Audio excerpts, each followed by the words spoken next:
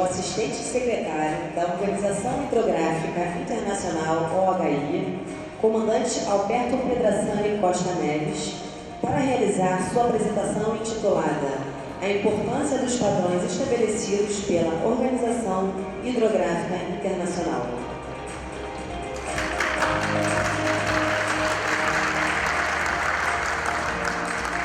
Bom dia a todos, senhores almirantes, senhoras e senhores. Uma satisfação imensa poder me dirigir aos senhores hoje, nessa casa, Casa do Saber. Em meus 8 anos e alguns meses como diretor assistente do OHI, essa é a minha segunda participação, falando para uma plateia em português, uma plateia brasileira. E hoje mais feliz ainda porque vejo tantas faces familiares, tantos amigos, e protegido pelo nosso pavilhão nacional. Espero que tenha uma boa fotografia para colocar no LinkedIn.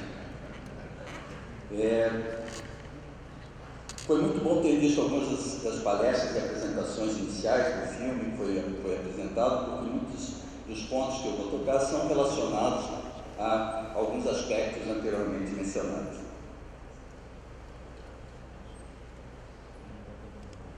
Em primeiro lugar, a pergunta é: para que padrões? Então, nessa apresentação, padrões, estándares e normas vão ser usados de forma interdependente, com o mesmo sentido. Mas, de uma maneira geral, vou falar sobre padrões. Então, a pergunta é: para que padrões?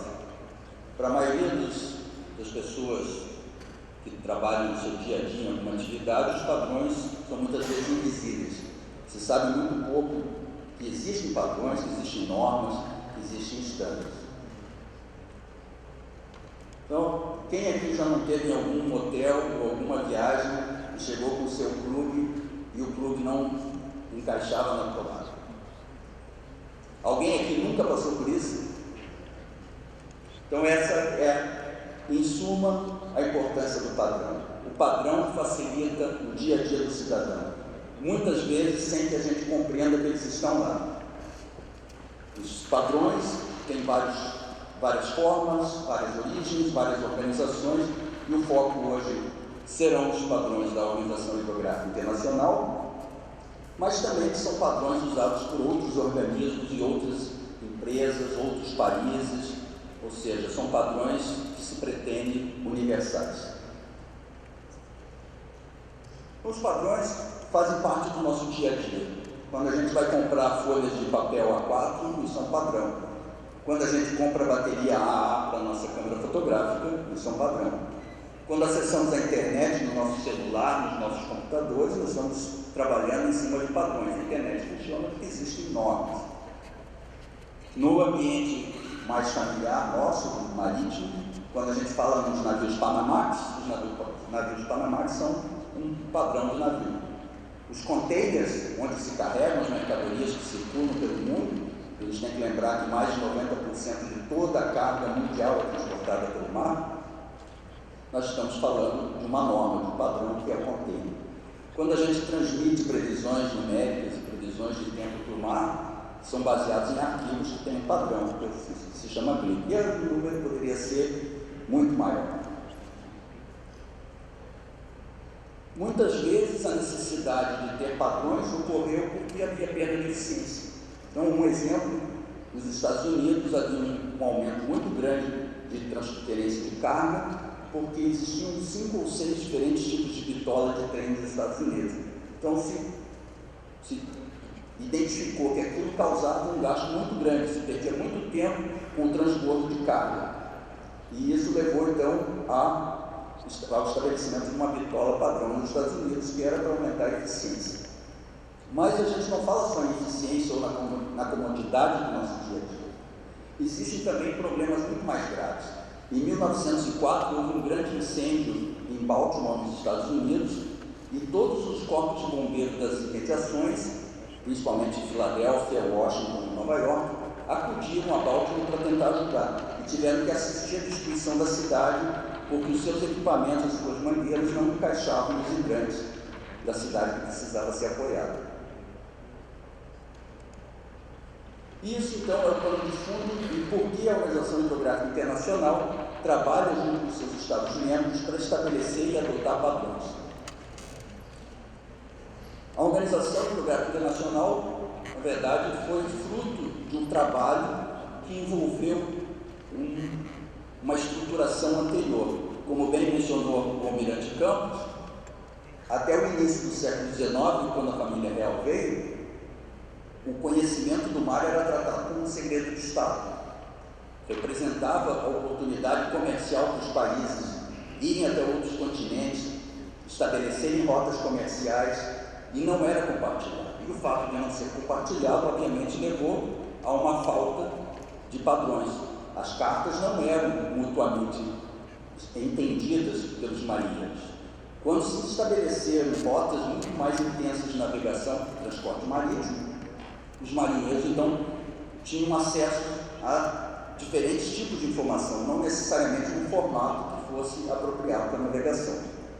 Então, no final do século XIX, 1889, houve a Conferência Marinha Internacional no Washington, D.C., o Brasil esteve presente, que estabeleceu o que se tornou posteriormente a Organização Hidrográfica Internacional, a Organização Marítima Internacional, a IALA e muitos outros elementos que a gente conhece hoje nas nossas convenções do mar. Então existiam, inclusive, aspectos para evitar abortamento no mar, os sinais que os navios deveriam emitir quando navegassem em nevoeiro, tudo isso faz parte já dessa conferência. E isso, então, mostra essa mudança de paradigma de considerar a carta e a informação marítima uma informação privilegiada e fechada para um produto, um serviço que é oferecido ao marinheiro, ao navegante, de uma maneira muito mais aberta. Lembrando que o Serviço Hidrográfico Brasileiro foi estabelecido em 1876, ou seja, alguns anos antes que essa conferência ocorresse, já mostrando que o Brasil estava atento a essa necessidade de se trabalhar para ter um serviço hidrográfico próprio. Seguindo essa conferência em Washington, outras duas ocorreram em São Petersburgo, em 1908 e 1912, para ampliar e melhorar a infraestrutura mundial de dados que permitissem a navegação segura e a proteção dos bens nacionais. E isso ocorreu no momento quase que sincronizado com o acidente do Titanic. O acidente do Titanic ocorreu porque não havia um sistema integrado de divulgação de informações de seguridade marítima, não existia escuta rádio permanente, uma catástrofe que poderia ter sido evitada com a adoção de padrões e normas. Então, hoje, como consequência, nós temos um serviço global de avisos radionáuticos que fornece informação precisa para o marinheiro, que atualiza a carta, que informa sobre a iceberg e qualquer outro perigo de navegação. Seguindo esses eventos que ocorreram com o Titanic e com os três congressos anteriores, houve uma conferência internacional dedicada à hidrografia em 1919. Então, 24 nações, incluindo o Brasil, estiveram presentes em Londres. O evento ocorreu na Câmara dos Lordes e se decidiu, então, criar uma organização hidrográfica que estabelecesse esses parâmetros, estabelecesse os critérios para uma navegação segura, que tornasse a carta náutica um padrão universal e não um bem isolado dentro do governo. Com essa criação não se criou um organismo efetivamente internacional, no sentido como a gente conhece hoje, mas era simplesmente a reunião dos estados, dos serviços hidrográficos dos estados, de uma maneira quase que informal, para trabalhar. Não havia uma estrutura consolidada, universalmente aceita. Então, em 1921, o Bureau Hidrográfico Internacional foi estabelecido em Mônaco, a convite do príncipe Albert I, que era um príncipe navegador, ele utilizava seus próprios navios para investigar o mar. Foi ele, para os que conhecem o projeto JETCO da OHI, foi ele que criou a coleta sistemática de dados nos altos fundos, porque os países cuidavam somente das suas águas, mas não das águas profundas. Então, o príncipe Albert criou o sistema JEPCO, que foi muito anterior. A primeira carta publicada por ele foi em 1904. E isso, depois, com o tempo, se desenvolveu e o governo de Mônaco pediu à Organização Hidrográfica Internacional que cuidasse do projeto JEPCO e, posteriormente, então, veio a Comissão Oceanográfica Intergovernamental para somar forças.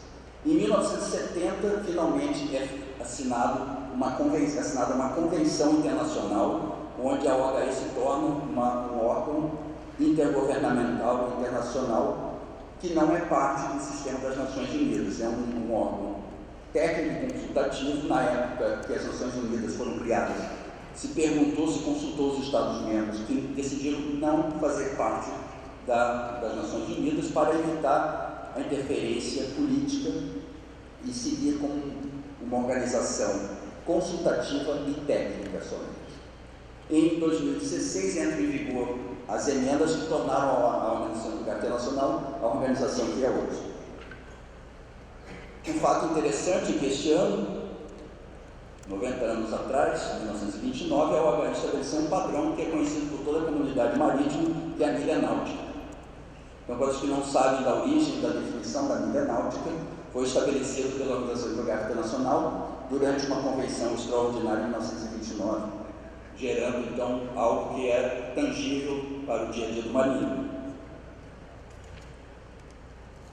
Essa é a definição de hidrografia, isso já foi mostrado em alguma das apresentações anteriores. Eu só realcei o aspecto do desenvolvimento econômico.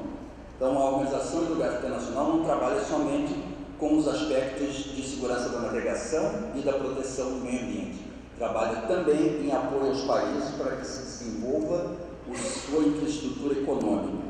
E quando a gente fala em infraestrutura econômica, nós estamos falando diretamente da operação portuária, do transporte marítimo, da contribuição que esses elementos trazem a um país. E no caso do Brasil, desnecessário dizer pelo tamanho da nossa costa e pelo tamanho dos nossos rios.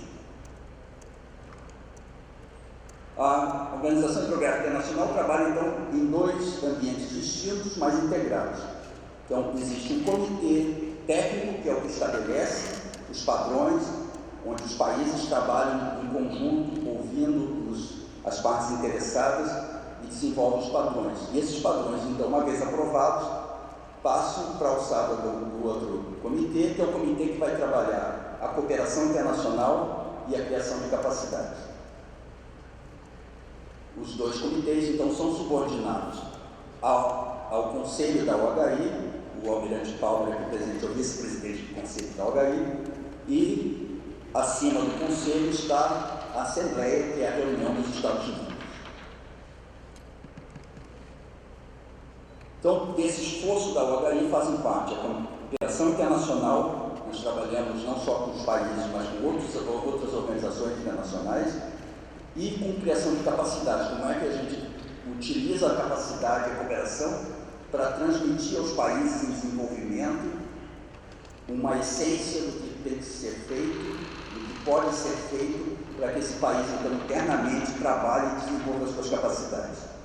Eu fiz um pequeno aporte para mostrar que dentro do nosso Grupo Internacional de Criação de Capacidades, o INPA faz parte e o secretário-geral, Nick Cutmore, se reúne anualmente. Este ano a reunião foi na Organização Marítima Internacional, para discutir como a gente pode trabalhar junto para melhor desenvolver os sistemas nacionais em diversas áreas do mundo.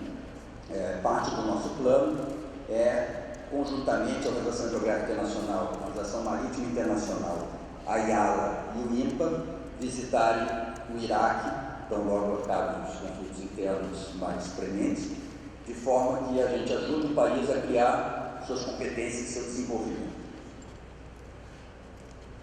Então, o que são os padrões? Quando falamos sobre os padrões da OHI, em praticamente 100 anos, em 2021 a OHI vai completar 100 anos de atividade, diversos produtos e serviços foram normatizados, diversos padrões foram criados para a carta náutica em papel, para as cartas eletrônicas, incluindo as de rios, levantamentos hidrográficos, dependem de padrões, lista de luzes e sinais de nevoeiro, limite de mares e oceanos, dicionário hidrográfico.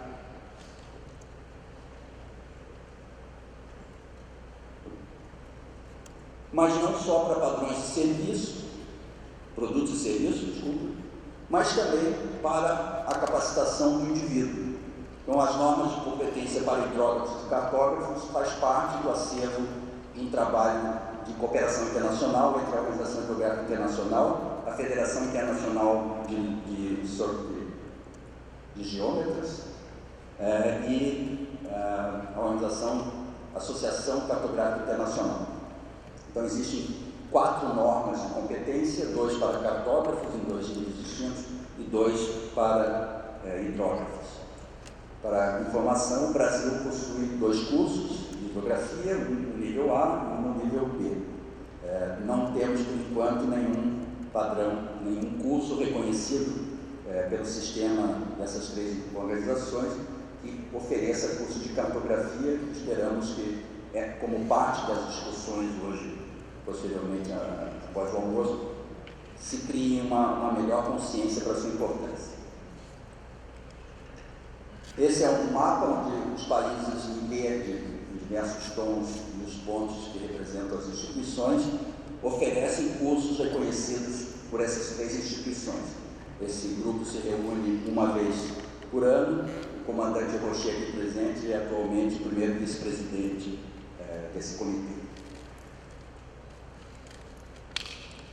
Então, nós chegamos hoje com uma sólida base de padrões, e a parte mais visível e mais intensa do trabalho está em torno da carta eletrônica. Existe uma série de normas, não só para o intercâmbio de dados, que é a ES57, mas também para a criptografia dos dados, segurança, transmissão, etc. E a pergunta é: e agora? Chegamos aqui e para onde vamos? A resposta só pode ser dada pelos senhores em eventos como esse. A resposta está muito mais nas necessidades dos usuários, daqueles que precisam dos padrões, do que propriamente da Organização Hidrográfica Internacional, que tem que responder aos anseios da comunidade marítima internacional. O primeiro passo que está sendo dado é trabalhar no que se chama de conjunto de normas S100, que visa estabelecer um modelo universal de dados hidrográficos. E a gente vai ver alguns dos detalhes. Vou fazer muito passando, posteriormente alguns dos expositores, dos palestrantes no período da tarde vão abordar novamente alguns dos aspectos que aqui estão. O primeiro é: por que mudar de padrão? Por que sair da existente S57 e seus padrões irmãos para um novo sistema? A razão é que as atuais cartas eletrônicas, elas pertencem a um padrão quase imutável. Qualquer alteração dependeria de se oferecer à indústria, de obrigar a indústria a novamente construir os sistemas de navegação. Então, isso praticamente levou a uma decisão estratégica logo aí, que é de estabelecer um novo padrão, a gente vai ver no slide seguinte, que não seja inflexível e que responda aos requisitos modernos de navegação. Ou seja, já houve época em que a navegação dependia de uma carta eletrônica. O moderno passadiço de um grande contenedor, porta-contenedor, é um mundo à parte, onde diversos sistemas são integrados. E esses sistemas, então, precisam, para a sua comunicação própria, de integração. Então, quais foram os principais motores para se estabelecer o conjunto de normas S100? Primeiro, o uso de sistemas de informação geográfica usuais, de não se criar nada novo. O atual sistema S100 é baseado nas normas ISO 19100. Maximizar o acesso do software comercial, evitar a construção de mecanismos privativos e difíceis de utilizar, e caros principalmente. Não permitir que nenhum novo desenvolvimento que envolva o intercâmbio de dados ocorra de uma maneira isolada, em que, mais uma vez, isso depende da interação com os usuários. Se os utilizadores da informação coletivamente não apresentarem não apontarem para o futuro, qual é o futuro que se deseja, dificilmente técnicos vão poder sentar-se e desenvolver padrões que atendam essa comunidade. E, principalmente, permitir que o conjunto da comunidade nacional e internacional utilize a hidrografia para muito além da Carta Norte. Esse que foi enfatizado aqui pelo Almirante Campos e pelo comandante Gustavo, que são os aspectos econômicos. A construção de um país necessita de informações precisas, atualizadas, correntes, a fim de que o processo de tomada de decisão ocorra da maneira que é necessária.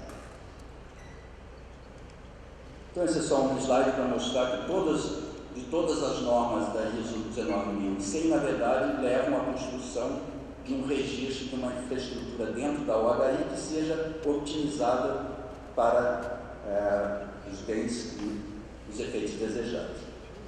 Essa é a lista, então, são diversas as normas que já estão em construção e elas serão, no futuro, a base para o navigation. Posteriormente, alguns deles serão abordados aqui, e depois eu vou mostrar um exemplo, que é um exemplo específico que interessa a operação portuária.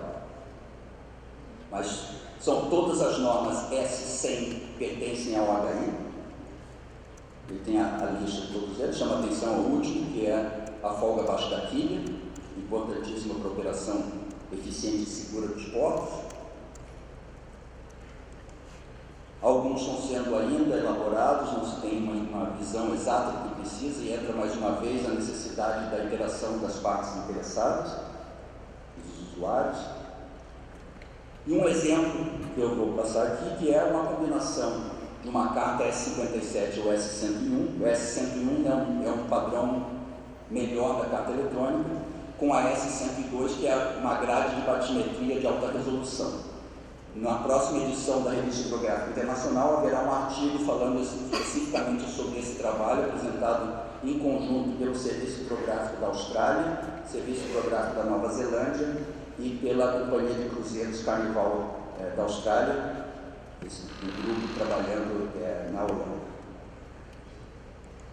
Esse é um exemplo. Então, na imagem da direita é o canal de navegação do navio projetado, com a informação retirada unicamente da carta eletrônica.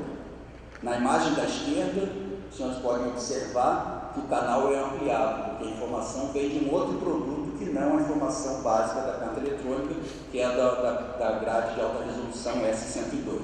Então, nós não estamos falando apenas na definição dos padrões, mas também do uso integrado desses padrões para atingir um benefício, ou seja, um sistema da autoridade marítima, com a autoridade portuária, com a praticagem, que esse é o efeito desejado nesse estudo, tiveram acesso a um conjunto de dados muito mais relevantes para uma tomada de decisão, aprovar e não aprovar, e o que aprovar.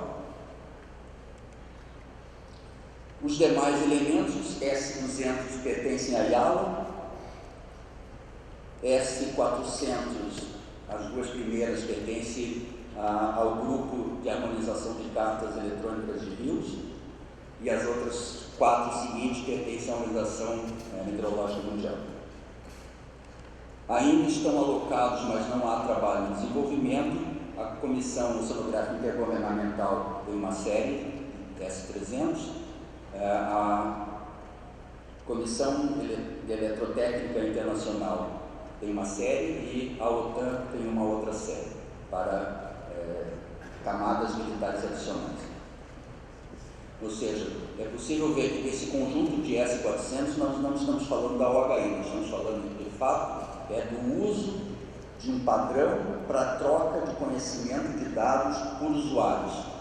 E se os usuários não se pronunciarem, não expressarem as suas necessidades, será muito difícil que no final se tomem decisões pertinentes quanto aos padrões. Todos esses padrões serão, então, regulados e apoiados por um sistema de registro de informações geográficas operado pela própria OHI, mas para o qual todos vão contribuir. Quando alguém está desenvolvendo um produto para folga abaixo da quilha, esse mesmo produto vai utilizar pode utilizar elementos de outros dos padrões, em vez de ter que se construir todos os padrões de uma forma nova. Apenas aproveitando a oportunidade de fazer a propaganda que a OHI está fazendo, além dos padrões, o primeiro deles é promovendo o melhor uso da infraestrutura de dados espaciais marinhos. Temos trabalhado para o desenvolvimento de padrões, para o desenvolvimento de elementos que permitam o uso integrado de dados, além dos padrões, o uso de normas e de, por exemplo, eu citei o Common Operating Picture, está sendo desenvolvido especificamente para operações de resposta a acidentes com óleo, derramamento de óleo, quais são os elementos que são necessários para a autoridade marítima, para a autoridade ambiental, para a autoridade portuária, para o comandante do navio que vai prestar o apoio, ou seja, permitindo que todos tenham uma visão integrada do problema a ser solucionado. A OHI trabalha também com batimetria participativa, que visa permitir que não só as informações coletadas pelo serviço hidrográfico se prestem aos objetivos de hidrografia, mas qualquer informação coletada, mesmo por um velejador, pode contribuir para o sistema. E também o uso de imagens de satélites, que é a batimetria derivada de satélites. Então, a conclusão: os principais elementos que estão sendo construídos dentro da série S100, 200, 300, 400 visam de fato responder às necessidades que estão sendo apresentadas dentro da Organização Marítima Internacional, no que se chama de navigation. Diversos desses padrões já foram adotados, o que indica que houve uma aceitação muito grande. Então, eu cito especificamente a Organização Meteorológica Mundial, a IALA, e o Grupo de Harmonização de Cartas Eletrônicas de águas interiores. E, mais uma vez, importantíssima participação de todas as partes interessadas. Os padrões da Organização Hidrográfica Internacional contribuem para a segurança da navegação, para a proteção do meio ambiente, pesquisa científica, desenvolvimento econômico e para qualquer atividade que se realize no mar. A ideia, repetindo o que foi dito anteriormente pelos palestrantes, estamos falando do desenvolvimento econômico de uma nação. E esse desenvolvimento vai muito além de uma mera carta náutica. Assim como os padrões são interessantes, assim como vimos no início que deficiências e problemas ocorrem, a falta de padrões, da adoção de padrões como esses que estão sendo oferecidos pela OHI pode levar a falta de eficiência em operações portuárias, ou seja, se a autoridade portuária conhece um elemento da informação, mas essa informação não chega ao prático, não chega ao comandante do navio, não chega à autoridade marítima, muito possivelmente vai levar ao segundo elemento, isso na tela, que é a ocorrência de incidentes e acidentes.